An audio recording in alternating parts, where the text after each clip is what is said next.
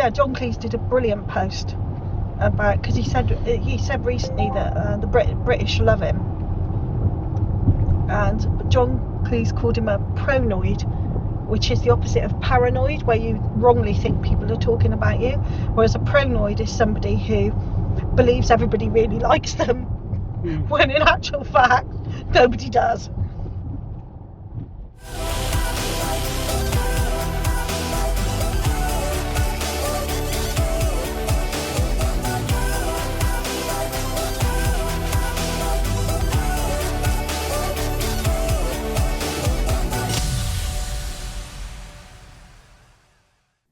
Welcome back to Henley. No, we're not in the town centre.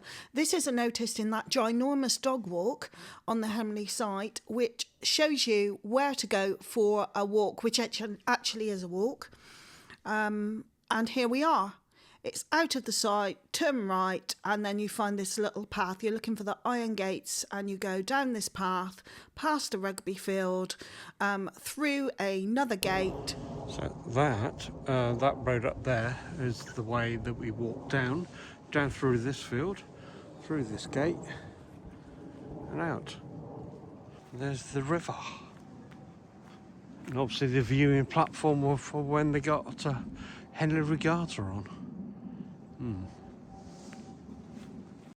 And back at the site, we'll tell you the story of the disappearing pavement. Out there, down that little path, and it's extremely busy road, and then all the way to the end, and the path stops and you've got to leap across the road. So we have done that early. Here comes the traffic now. But it's a Sunday. Yeah. So having navigated the disappearing pavement, we're now on another day walking into Henley-on-Thames itself, which is about a 20-minute walk from the site, just to see what it's like and have a look around. And we noticed that on the streets you can pay by several apps. Haven't seen that before. Really, really useful if you want to. We were walking, so we didn't need to. And then we walk around the streets just to look at the architecture and see a bit of a history of the place. And as you can see, this is obviously a big name here, the brewery. It covers several buildings. There you go, Henley Brewery. And also, there's a bit of greenery, a few pretty flowers around. It's all very tidy, these flowers. They must have their own gardener. And some pretty birds, plenty of Canada geese, and also these rather pretty looking ducks, which we spotted. They were very noisy and we couldn't work out why. And then we spotted what we thought were little feet.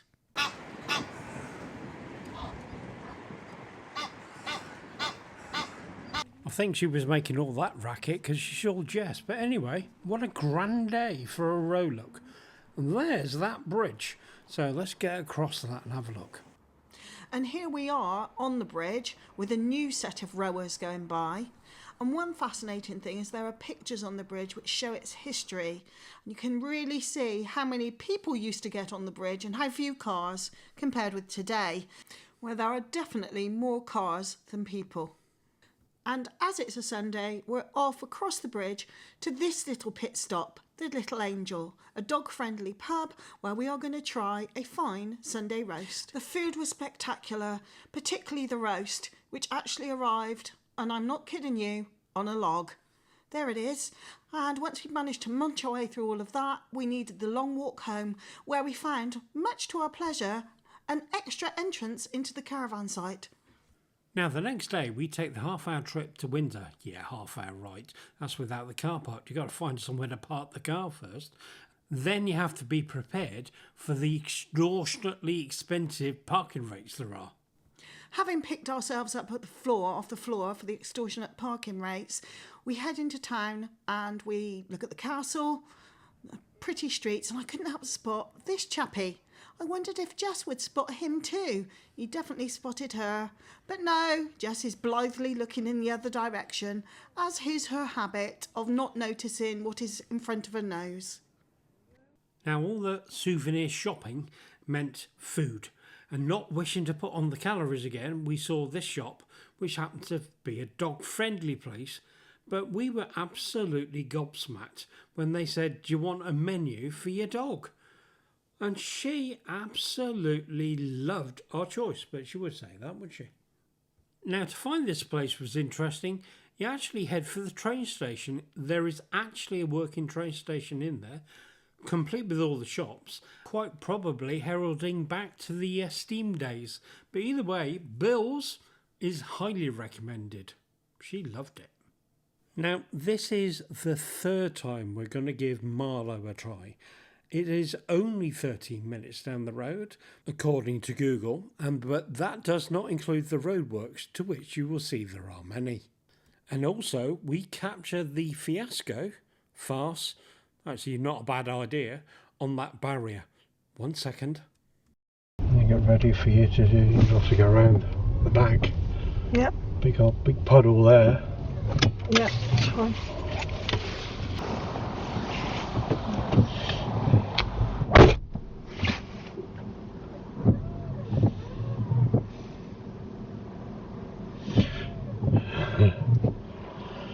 What, the barrow's gone up, so therefore we have 1 minute. Come on, Fiona, get back in the car. Here we go, 1 minute dash. Whoosh, we're off.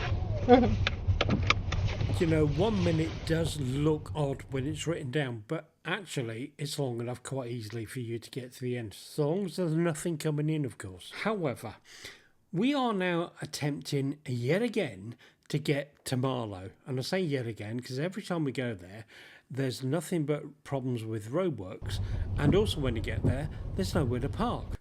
So we are just appearing now. We're going to try, there are 2 car parks down here, so we're going to try this one past Lidl, which is the main car park, and as you can see, absolutely rammed. No spaces whatsoever. So at the other end of the town, there was a smaller car park, which I'm just going to try that one. And that guy's nicked that space, and there is no space here either. So we'll just whiz back down again, give that other car park, which is on the left, a try. And this is the third, and I can't see any spaces whatsoever. Meanwhile, we'll just whiz back round to that little one again, see if anybody's moved. No, there are no spaces in Marlow. It looks as though they don't want our money then.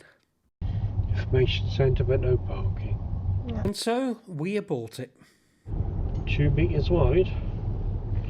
Well, we are, but I'm glad that there's... Ooh, hang on.